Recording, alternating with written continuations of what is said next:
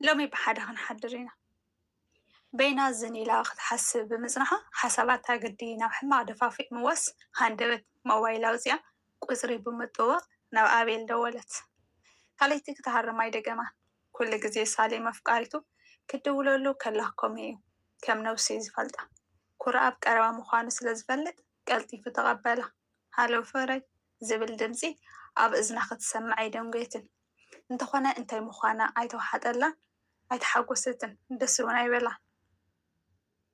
ንሱ ይጽንሐልካ ብቓላትካ ተዓሽየ ዝኸድክዎ ነዊሕ ግዜ ኣኽለኒ ሎሚ ክንራኸብ ደልየ ኣለኹ እታ ርክብና ከዓ ናይ መወዳእታ ርክብና ምዃና ኣብ ግምት ኣትዋ እንተ ካብ ልባ እንተስ ንስለ መውፅኢ ተሃና ብቁጥዐ እያ ኣዳልያቶም ዝጸንሐት ኣለዉ ዝበሃሉ ሓደገኛታት ቃላት ኣበይ ይወድጉ ኸይበለት ከም መንዳራ ጉሕ ደርበየቶም።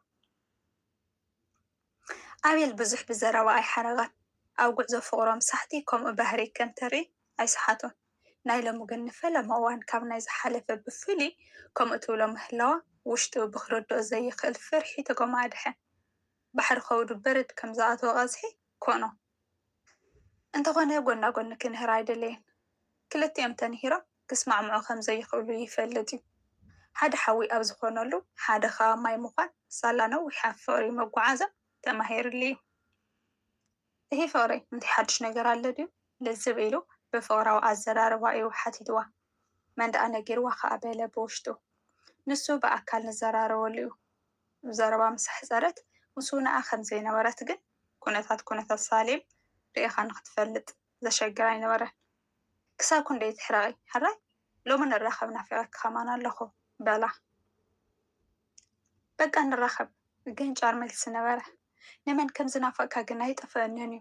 ዘረባ ወሰኻት ብዝኾነ ቻው ቴሌፎኑ ኣብ እዝኑ ዓፅወታ ከምኡ ጌራ ብምዕፀባ ኣቤል ልቡ ዝተቐርቀመ ኮይኑ ተሰምዖ። ኣብ ሰዓት ቆፀራ ርብዒ ደቂቓ ይሕሊፋያ ኣብቲ ቆፀራ ተረኺባ። ኣቤል ግን ቀዲምዋይ ኣብቲ ቦታ ኮፍ ኢሉ ጸኒሑ ብፍስህ ገጹ እንቋዕ ሰላም መጻእኸ ፍቕረይ ይበላ። እንተኾነ ግን ኣብ ገጽ ሳሌም ዝኾነ ናይ ሓጎስ ይኹን ቅሳነት ክንብብ ኣይከኣለ። ብፍጹም ከም ቀደም ኣይነበረትን።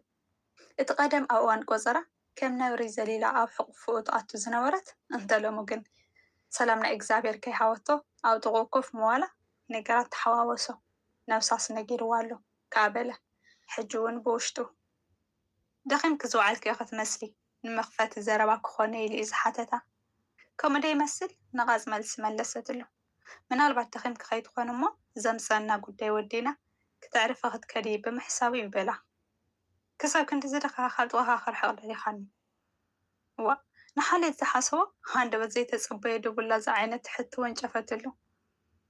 ሳሌም እንታይ ክትኾን ዘለኺ ኣነ ንሓንቲ ደቂቓ እውን ካባኻ ክርሕቕ ከተጉር ኣይኮነን ክሓስበ እውን ይኸብደኒ እዩ በላ።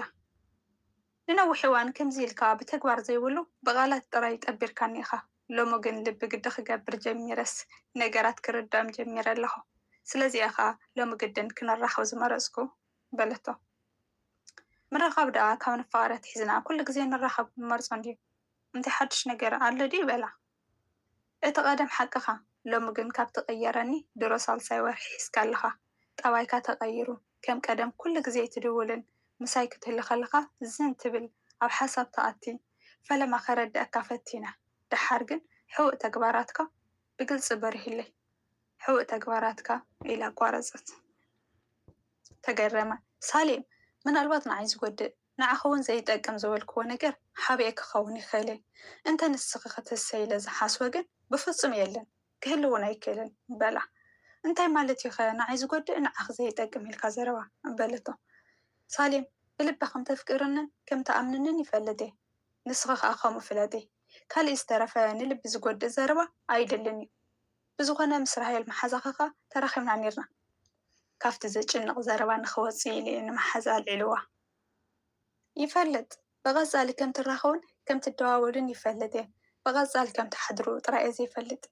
ዝሓለፈ ሰንበት ገዛእ ከይደ ነይረ ቴሌፎና ምሳይ ገዲፋታ ሻወር ምስ ኣተወት ቴሌፎና ኣብ ኢደይ ከላ ደው ኢልካ ኣላ ትገርም ሰብ ኢኻ። መርዛም ዘረባ ሳሌም ስምዒታት እኳ እንተተንኮፎ ግን ኣቤል ሕርቃኑ ንውሽጡ ወሓጠ። እወ ምድዋል እኮ ነውሪ ኣይኮነን ርግእ ኢሉ ነቲ ነገር ኣቕሊላ ንኽትሪዮ ኖርማል ኮይኑ እዩ መልሲ ሂብዋ። ንሱ ንዓኹም ይምልከት። ድሕሪ ሕጂ ኣነ ኣብ ዘይርድአኒ ፍቕሪ ምስ ዘይርድአኒ ሰብ ኣብ ዘይርድአኒ መንገዲ ጉዕዞ ክቕፅል ኣይክእልን እየ። ስለዚ ኣነ ንስኻን ክንፈላለ ጥራይ እዩ እቲ ናተይ መደምደምታ። ሳሌም ብዘረባ ልዕሊ ትፅቢቱን ልዕሊ ናይታ መዓልቲ ንፋስን ትንህር ነበረት። ክንፈላለ ድኽ ዝበልኪ እታ ኣብ ሂወቱ ዝፈርሓ ምፍልላይ ምስምዑ ኣቤል ክርድኦ ዘይኽእል ስምዒት ተሰምዖ። ሳሌም ትጋገይ ከይትህሊ ሕሰቢ ሓሲበስ ወዲየ እየ ክረኽበካ መፅየ። እዛ ርክብ ናይ መወዳእታና እያ ካብ ኮፍ ኢላትሉ ዝነበረት ብድድ ኢላ ተንስአት። ሳሌም ናይ ብሓቂ ምፍልላይ ክትክእሉ እያኺ በላ ብድኹም ድምፁ። ንስኻ እኳ ምትላል ዝኽኣልካዮ ኣነ ንምፍልላይ ዘይክእለሉ ምክንያት የለን በለቶ ብሓይሊ ዘለዎ ቃል። ድሕሪ እዛ ልቢ ትወግእ ዘረባ ክልምና ኮነ ክለማሎም ኣይደልየ። ናይ መወዳእታዊ ልቢ ዘሎ ክነግራ ከም ዘለዎ ግን ውሽጡ ረበሾ።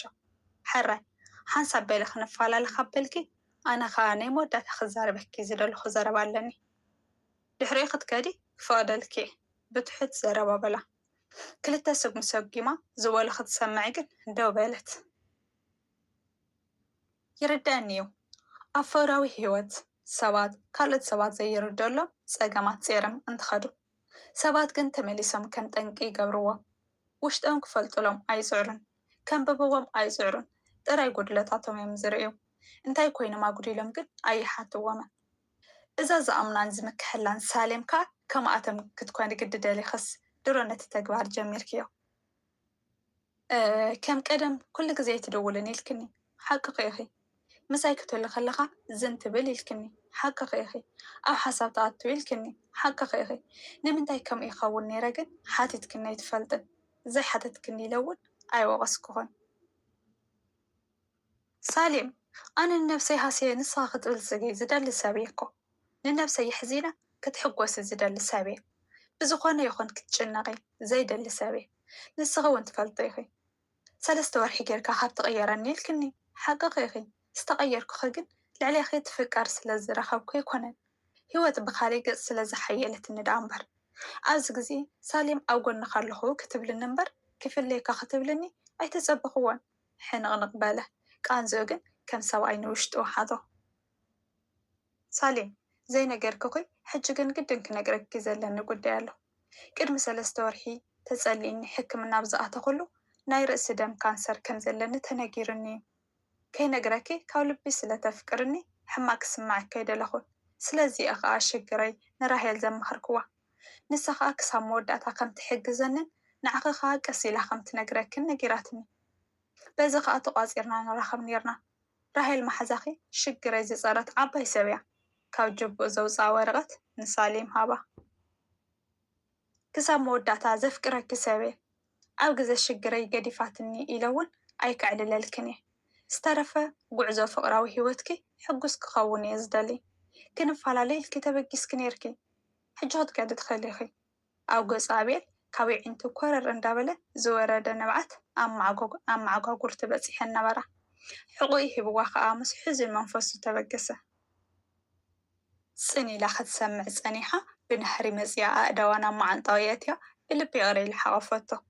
ናይ መወዳእታ ቃላኻ ክሳብ መወዳእታ ምሳኸየ ክጠንስ ስለ ዘለኒ እውን ሎሚ ብሓደ ክንሓድር ኢና ዝብላ ነበራ። ናይ መወዳእታ ቃላት ሳሌም ሙሉእ ሓይሊ ኣቤል እየን ነይረን። ብክርድኦ ዘይኽእል ስምዒት ናብኣ ገፁ ብምጥዋይ ግንባራ ስዒሙ ኣዒንቱ ብምዕማት ንኣምላኽ ከመስግኖ ናብ ላዕሊ ጠመተ ተዛዚሙ። ሰባት ኢና ምሳና ዘለው ነፍቅሮም ሰባት ብውልቆም ከዓ እንታይ የጋጥሞም ስለ ዘይንፈልጥ ኣብ ገለ እዋን ኣብ ውሽጦም ፀይሮምዎ ዘለው ንዓና ከካፍሉና እውን ስለ ዝኸብዶም ስምዒታቶምን ኩነታቶምን ኣንቢብና ብግልፂ ክንሓቶም ኣለና። ተቀዳዲምና ክንርሕቆምን ክንፍለዮምን ከዓ ኣይንፈትን። ሰላምታ ይረሳዕናን ቤተሰብ ኣብ ዘለኹምዎ ሰላምኩም ብዙሕ ትርፍርፍርፍ ክብል ይደሊ። ናይ ልማዓንቲ ዛንታና እዚኣ ትመስል ነይራ። ብጣዕሚ እያ ኣምሃሪት ኣዝያ መሳጢት እያ። ፅን ኢልኩም እንተሰሚዕኹምዋ ልቢ ኢልኩም እንተሰሚዕኹምዋ ብጣዕሚ መሃሪት ኮይና ክትረኽብዋ ኢኹም። ኣድምፅዋ ኢኹም ፅቡቅ ጌርኩም ማለት እዩ። እና ናይዛ መልእኽቲ ከዓኒ ሰባት ብደጊኦም ኣይንፍረዶም ማለት ክንርድኦም ክንክእል ኣለና እቲ ከባና ዘርሕቆም ዘሎ ምክንያት ብናትና ጉድለት ድዩ ብናይ ባዕሎም ጉድለት ድዩ ወላ ብናይ ውሽጣዊ ሕማሞም ድዩ ክርድኦም ክንክእል ኣለና እያ ትብል ትርጉም ናይዛ ዛንታ ማለት እዩ። እንተፈቲኹምዋ ናብ መሓዝትኩም ሼር ገርኩም ኣብፅሕዋ። እንተፈቲኹምዋ እውን ኣብ ኮሜንት ከዓ ሃነፅ ርእይቶኹም ፀሓፍልና ላይክ ኮሜንት ኣይትረስዑ ማለት እዩ። ትሕዝቶ ናይ ሎማዓንቲ ንዚኣ ትመስል ነይራ። ካልእ ግዜ ከዓኒ እንድሕር እዚኣ ፈቲኹምዋ ብከምዚ ዓይነት ስነ ፅሑፋት ዛንታታት ብዝተፈላለዩ ዛንታታት ሒዝናልኩም ክንመፅእ ኢና። ናትኩም ከዓኒ ምትብባዕ ኣይፈለየና ክብለኩም ዝደሊ ቤተሰብ እና ትሕዝቶና ነዚኣ ትመስል ነይራ። ፈቲኹምዋ ክትኮኑ ተስፋ ይገብር፣ ተሚርኩምላ ክትኮኑ ተስፋ ይገብር እና ናይ ሎማዓንቲ ኣብዚ ወዲእ ኣለኹ። ኣብ ቀፃሊ መደብ ከዓ ብካሊእ ትሕዝቶ እስካብ ንራኸብ ሰናይ ቀኒ ኢኹም። ባይ ባይ።